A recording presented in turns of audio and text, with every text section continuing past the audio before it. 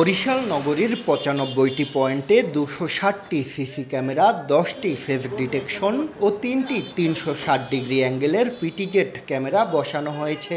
এতে ২৪ ঘণ্টায় নজরদারিতে নগরী ২৩ সদস্যের প্রশিক্ষণপ্রাপ্তদের নিয়ে গঠন করা হয়েছে integrated command and control centre.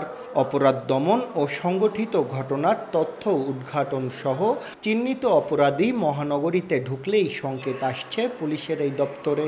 অন্যায়, অপরাধ, মিটিং, মিছিল, সমাবেশ খুব সহজেই শনাক্ত করা সম্ভব হচ্ছে। অপরাধীকে যেমন শনাক্ত করা সহজ হচ্ছে, অপরাধ দমনটাও সহজ হচ্ছে। এই অ্যাক্সিডেন্টের ক্ষেত্রে কারা দায়ী এটা আমরা দ্রুত শনাক্ত করতে পারছি। পদ্মা সেতু উদ্বোধনের পর যাতায়াত ব্যবস্থায় আমূল পরিবর্তনের ফলে নগরীতে মানুষ বাড়ার সাথে সাথে বেড়েছে যানজট।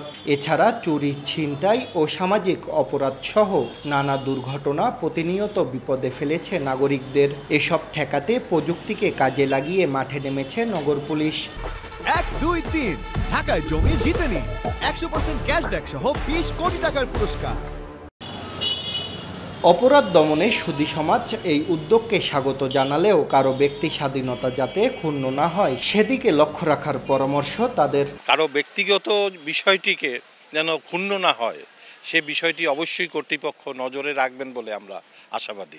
নগর পুলিশ প্রধানের দাবি, নগরীতে এখন আর কেউ অপরাধ করে পার পাবে না। বরিশালের আইন শৃঙ্খলাকে আরও ডেভেলপ করার জন্য এবং নিয়ন্ত্রণ করার জন্য এটা একটা ভালো পদক্ষেপ এবং এটা আমরা এখান থেকে এই বেনিফিটটা পাচ্ছি। এরই মধ্যে ছিনতাই, চুরি, সড়ক দুর্ঘটনা সহ অর্ধশতাধিক রহস্য উন্মোচন হয়েছে এই প্রকল্পে। শাকিল মাহমুদ, সময় সংবাদ, বরিশাল।